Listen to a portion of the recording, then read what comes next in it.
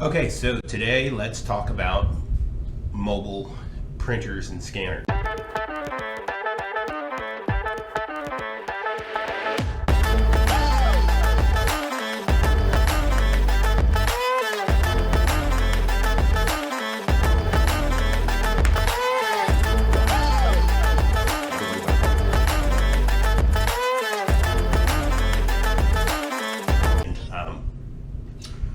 Why and when to do that. So when to do this, well, it's I have two printers obviously, so I do keep one in the car, and it's not in my car all the time. Some people have a permanent setup. I don't. I have a per diem setup. So what that means is on days that I know I'm going to be busy, like a Friday, I will keep a printer in the car with a power inverter. And I'll show you the setup I have so you can see that. But basically 1,000 watt power inverter will power just about anything from a TV set. So it'll definitely power a laptop, which most have battery life anyway, and it'll power pretty much a standard printer or standard scanner. And of course I have portable scanners too, but I'll show you when and why I use those as well.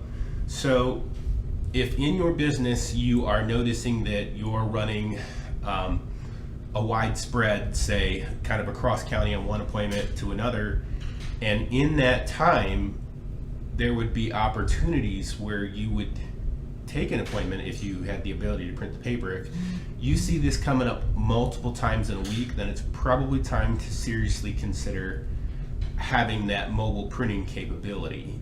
So like I said, mine's per diem. I just put it in and out when I can anticipate in my schedule that it'd be a good idea. But if you're turning down 300 plus a week just because you don't have the ability to print or scan on the fly, then it's probably time to look into a setup like that. So obviously power inverter, and I'm going to show you my setup. You can hire a mechanic to do this if you're not mechanically inclined. Some of them actually come, just depends on what level you're at. If you're looking to have like a permanent or semi-permanent setup where you can strap and Velcro it into your trunk, or if you are looking to have it removable, some actually can plug into a cigarette lighter. But myself, my previous car, actually the back seats would flip down and I had access to the trunk, and I could fold one seat, and I almost had like a little mini office like desk right there where I could do it. It was actually really nice. Now the one I have now is not the case, so I have my inverter in the trunk, and what I do is I hook everything up. I go find a nice spot in the shade, in between appointments, and I'll just stand there and print or scan or whatever I need. So a couple of options that you have. This here is a USB cable. Obviously this end will plug into any printer, and then this end will plug in. USB-C will plug into Androids, and then the USB, which will plug into your printer. Now this is a short one, so it's intended for you to be close to it. But I also have long ones. So if you wanted to have a printer, this is 16 feet. So if you wanted to have a printer in the trunk of your car, but sit in your car and hook it to your laptop and print it in the back and then go get it, you can do that too. You could run one of these all the way through. Now if you're going to have a direct mount and you have a front mounted battery, you're going to have to run battery cables. You're probably going to want a mechanic. Most of them are going to do it for less than $100 because this is actually a really easy setup. I've done all of them myself, and I'm going to show you my current setup.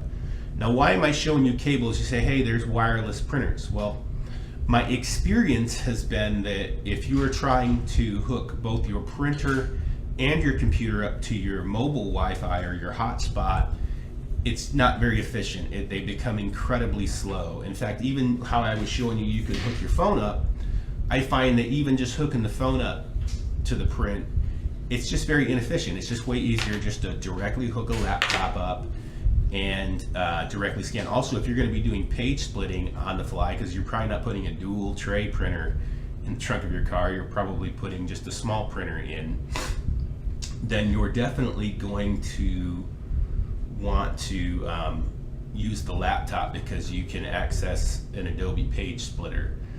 So now, having said all that, let's talk about some of the portable scanning devices and when those are appropriate, and then I'll talk about an actual, high-speed scanner. Now, for mobile scanning, with an Android device, you can download Adobe Scan, and this allows you to take a picture in the app and convert that into a PDF file, which you can then email to yourself to print or to upload it to any portal. And then what's actually better than that is most iPhone users, you already know that if you go into the Note app, you have a camera in there and you can just scan, same thing, right to PDF. What this does, both of these apps auto detect, so you'll want to place the papers on like something that contrasts with it. So if you're taking a white piece of paper and you place it on a black surface or a brown surface or anything that contrasts, it's going to auto detect that paper and auto crop out the background and make it look almost as authentic as if you ran it through a scanner. Now, I carry a tablet with me, an iPad Air, for one, hybrid closings, and two, for doing low volume scanning. So if I know that I'm doing like a seller package that's less than 30 pages, or a notice of commencement, something that's just a few documents, then that's all you really need. You can scan it right from these. These are pretty quick. You just hold your tablet over the papers, let it scan it and convert it, and then you can email and upload it. So that's my portable scanner for most purposes. Now, with regard to larger volume, I just plug in a small scanner that feeds at a high rate. Now, I said tablets also going to come in handy for hybrid closings. For example, Amrock is one of my bigger vendors for doing both remote online. Now, remote online, you have to be on a laptop, okay? That software will not do a remote online closing from a phone or from a tablet. You need to be on a laptop if you're doing remote online notary. Pretty much from any platform, that's what I've found, is that a laptop is what they require. But for hybrid closings, and what this is half the closing is done with paperwork, and then half the closing is done electronic. An iPad is great. They're lightning fast. You just either hook it to your mobile hotspot, or you can, if you're in somebody's house or you're meeting at, say, a Panera, you can hook it to their Wi-Fi, and then you'll log into the portal and then conduct the closing from there. So good idea to have it. Do you have to have any of these things? No, you don't. But again, you can do, I've done a hybrid closings for Amrock, actually on my Android phone, because my iPad, either the battery died or it was acting up otherwise. So you don't have to have those, but it's quicker and easier. So if we come around here to my trunk, you can see that this is my power inverter, which I have directly connected to the battery. The battery is in the trunk of my car. I'll pull that out and show you. And so 1100 watt amp peak. Unfortunately, that particular one is I can't find it anymore, but I got a good deal on it. It was less than 100. Now this is my favorite scanner. This is a Brother ADS 2200, and it is fast and durable, and look how small it is. It's actually really small and compact.